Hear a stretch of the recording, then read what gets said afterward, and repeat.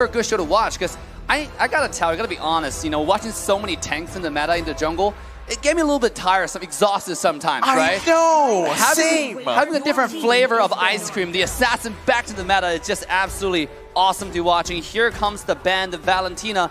They're also going to ban away his character like Lilia or even Farsa, you know, just to make sure that Clay have more room to maneuver. You know, speaking of which, if you start looking at the bans as well, I mean, Beatrix is getting banned out. So again, that direction we were talking about changing for the side of Todak really being implemented here. I mean, it's quite clear that RRQ, they are trying to limit the mid laners, the mages, like you said, Assassin Dave, as well as the Todak. Todak will opt for a Skylar ban here, limiting Skylar's option.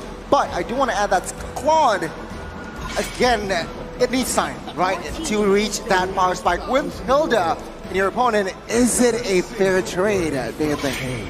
I mean, at this point, we can't tell, right? There's still quite a bit of choices available for the side of RQ. They might not even go with a marksman because they're going for full dive as well. You know, it seems like they already have someone that they need to protect, AK Clay on the Eve, right? And they have the Hilda to get vision all the time. They can go with two directions, actually. You know, go with something really, really strong just on their own, like a Harith, for example. Or they can just go with a marksman, have Hilda get vision, and Hayabusa bring Havoc to the other side. Then they go with Grok, a very strong, and this most likely going to go to EXP lane, unless we're going to see the Hayabusa flex one more time. Hayabusa flex, or maybe Hilda is the one that's going into the EXP lane. Like R7's like, you know what, they're playing wild, let's go wild. But coming down to the final picks here for the side of Todak specifically, we're not entirely sure where they want to lean towards just yet. And I feel like locking in the Xavier might be a bit of a bait pick because I think it scales too long with the composition that they have so far. I prefer this Lilia over the Xavier here for the side of Todak, but it will not be either. It's going to be a Ling and as well as Kadita saying, you play Kadita in game 1, let me show my Kadita, and perhaps I might grab MVP. But RQ get a very fast response. Harith. It's going to be Harith. Great predictions here coming out from the table. Well done all across the board. Woo. Now, which composition are you liking more, Dave? I mean, they're both pretty divey, I gotta say. So it's come down to execution, really, right? Which tank can find the engage better? Is Hilda gonna find vision for Hayabusa to find one-off picks, right? Or are we gonna see really good engages coming out from Chao? It's up to the teams, up to the execution. I think the draft, both draft looks beautiful. They're both dives, and they both have very little room for mistakes. If Eve get caught off, it's over. At the same time, if Claude get caught off, it's kind of over. So both sides, they have to play careful, they have to play tight, and I'm excited for this match. Well, let's see whether this is going to truly be a draft if the best of the best have made it up and towards the upper brackets, and Todak, unfortunately, a score down, but they're looking to turn it all around here and even it up against the Kingdom. So let's jump into the Land of Dawn once again for game number 2. Will RRQ find another point, or will Todak equalize in game 2? Let's see, folks, as I gotta say, hero power, it's quite even here, Assassin Dave. Mobility, power-wise, crowd control as well, but perhaps that is the department that is RRQ lacking of, crowd control. Yep, look at the mid lane though. Already, Chao and Kadita playing aggressive onto Clay to dominate the mid lane, but Vin was already asserting dominance into Todak's jungle. He was 1 versus 3 early on into the blue side, getting vision on Lean, knowing Lean started blue butt, gonna move towards the bottom side, gonna give a little bit of warning to Harris to play more careful. You can see Harris is hugging the tower, not really playing too out of the line here, but Chao Yamski is now making a rotation to the top side, finding Hayabusa. It's more of a battle of the support at this point, but you can see Win is already level 2, where Chao is still stuck at level 1.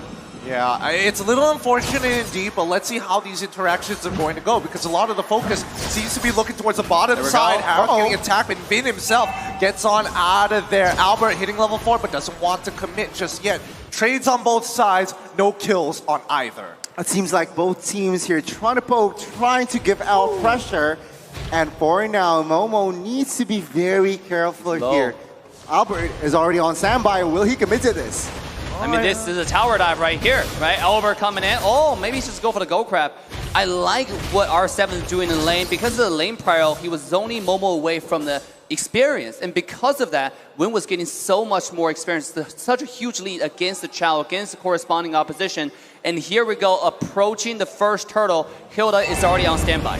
Now, this could be the difference maker here because Grok is already level 4 in comparison to Momo, who hasn't hit it just yet. Yep. So it's a wild charge compared to no Black Dragon form as of now, but Yumski going to be starting up the turtle. Okay, he knows the jungle is here. He spots out R7. Hilda immediately attacking Rival, putting him too low to even test for him. Bottom side, however, Chiku guys goes for the all-in against Skylar with a blazing duet already on him. Chrono Fisher just enough. No, it's going to be Rival who makes it there just in time to pick up that first blood and back away. Vin coming in to finish off Chiku guys, holding it off. Is he going to hold him hostage? Yes, he is. Chiku, he finally takes it back. But Vin, he doesn't. He misses. Chiku guys is able to flicker on out of there as Rival has to back away.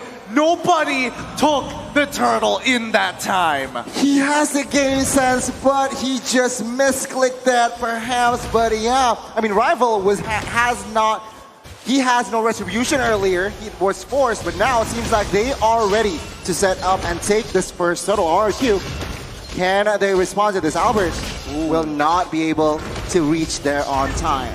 Yeah, both assassins are just farming right now, but look at Vin, again, still providing a lot of vision on Chao and everybody on the map. We know Ling was doing the turtle, but here we go. One thing I do want to mention, oh, the kick! Really good kick so far, way the drag into a perfect combo. Momo is not going to be in that fight, but Moon securing it. Moonatics out there, very happy. 2 on the board so far, and instantly Chiku guys with a blazing duet to clear the wave. Getting a good chunk onto Skylar for now, but top side already attacked. Shot Residue already keeping Momo alive for longer than he should be. RRQ have to back off. It seems like Todak in the first couple of minutes, they understand that they can go all in towards Vin. They can force and waste all resources to a roamer. Why? Because in the big picture, in the grand scheme of things, they have more crowd control. So they can perhaps more team fights to force RQ in a tough position, it seems like. So we'll see here. First 4 minutes, it's still Todak leading with a 1,000 gold lead. Absolutely. You can see Chao finding those Way of Dragons, finding those decisive engages, and that might be the difference maker. Plus, Chao and Kadita is one of the most deadly combo in the entire game. One kick, you can do 1 kill. And here we go. Let's take a look at Chiku. My God. I'm sorry, I'm just shocked. I didn't expect him to have the highest kill in M-Series. In total, 225 is very impressive, but now Vin is about to put his own statement as they dive onto the bottom side. Chiku guys with the blazing command, the OE shadow kill. The shield was not enough. He ends up going down. A successful dive coming in from RRQ, requiring 4 members to complete. He is just trying to clear the wave, but he has to pay the price as well. Rival, though, a very good rotation coming from this guy that he is able to find jungles. But anything stood out for you, Assassin Dave, from the emblems? I mean, at this point, look, RQ quickly turned table around. Even though early game Todak seemed like they had more control, they had more decisive engages, but because of the rotation, the macro RQ was able to do. However, not only did they find kills, they're now having to prior onto the second turtle. Moving forward, if Haya and Harris are going to skill up, both of them are going to pose a tremendous threat to Ling and Claude. So this is looking really good for RQ. I'm surprised that we're not seeing Rival trying to contest this. He is a level ahead of Albert, but instead they let it go through. They reset those waves. Moon getting attacked. Vin continuing to harass. Chico coming in with the Battle Mirror image. He sees Clay. He knows this could be bad. And with no Battle Mirror image, it's better to just call it off as Skylar is just wrapping around and looking to proxy that wave. It seems like, again, from the items here, Claude has not reached his power spike just yet. DHS only Golden Staff is on its way, but after that, I expect Todak to be more active, to find more pickoffs. But take a look at that. Way of Dragon does not really connect. And do remember that Clay is on a flicker, not on a purify. That's a good point. Vin continuing to harass you guys. R7 wants it, the wild charge as well as Guardian's Barrier doesn't connect. And all Moon finds his kill. R7 goes down. Aspen is now on the run. Skylar with the Chrono Dash just finds his kill on towards Yumski. And now Momo is here to clean up. Vin will be the first to fall to the shot residue as he jumps on top of Clay, securing the knockup. This might be the second kill as well. Backtrack Tail is able to connect. And now on to Skylar. Momo, do you want to go for a third? He says, nah, I'll wait next time. Chrono Fisher comes on through, but now that you've walked right into me, shot residue is going to proc once again. But look at Topside. Despite all that has happened, Topside finally getting the push. What is going on? Momo is unstoppable. RRQ, being dominant, but R7 catches Jiku, and my goodness, it was a solo kill on towards the gold laner. That's why high and dry do not disrespect the Grok. Yeah, the physical damage Grok coming off online, and we mentioned it yesterday, how disgusting this character can be once you get the core items like the Blade of Despair, like Blade of Haptic Cease. And R7 right now is popping off. He can one-shot a Claude at any time he wants, including Moon, before Moon even popped the passive.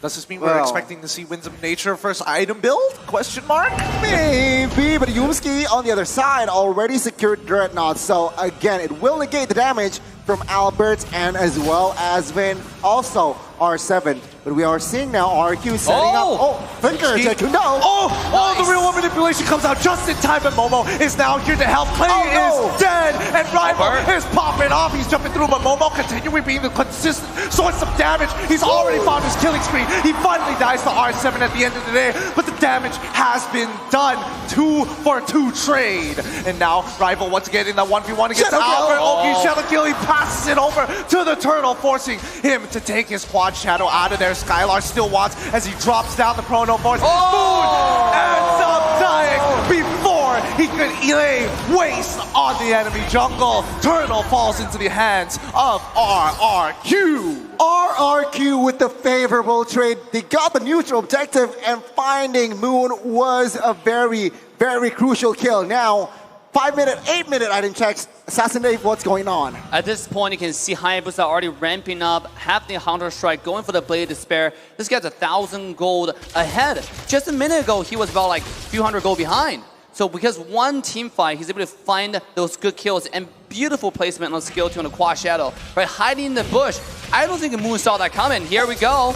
Here comes the kick once again, but the real world manipulation as well as Chrono Fisher has been dropped. The Salmon Forest, can he get out of there? Skylar's still alive, but it's a little too late. They find a 1-for-1 trade. And the Petrify coming in. Skylar got hit again. He gets locked and he's gone. And the Quad Shadow onto Rival, securing his kill. It's too much damage. Unstoppable. R7 not even participating in the fight. A 4-for-3 trade in favor of RRQ. The birthday boy does it again, and now Momo in a 2v1 situation with the passive so sustainable. And my goodness, he almost won that trade.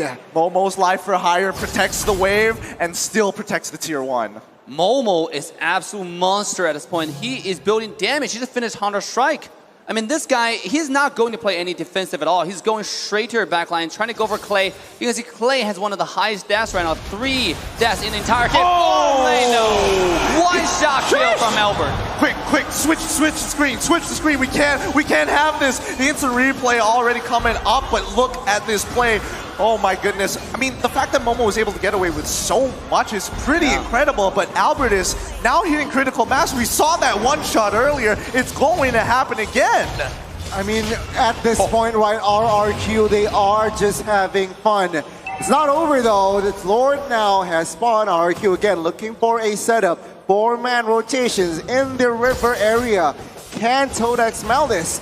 Because if they overextend RRQ, they will punish you. And as of now, the tempo and pacing has gone down slow yet again. You gotta give credit to Todak for, despite the pressure, they're playing very tight and very close together. Oh, look at the team fight here in mid lane. Oh, he's breaking out. Kadena has already found the kill on towards Vin's side, but Yumski does not find the angle for the way of the dragon. Albert jumping in with the quad shadows, but here comes Jiku, guys, with the blazing duet. Real world manipulation is out, but Momo, does he want to press the advantage? No, it's too close to the tier 1, but R7 says hello, as his power of nature is going to deter Moon from getting any closer.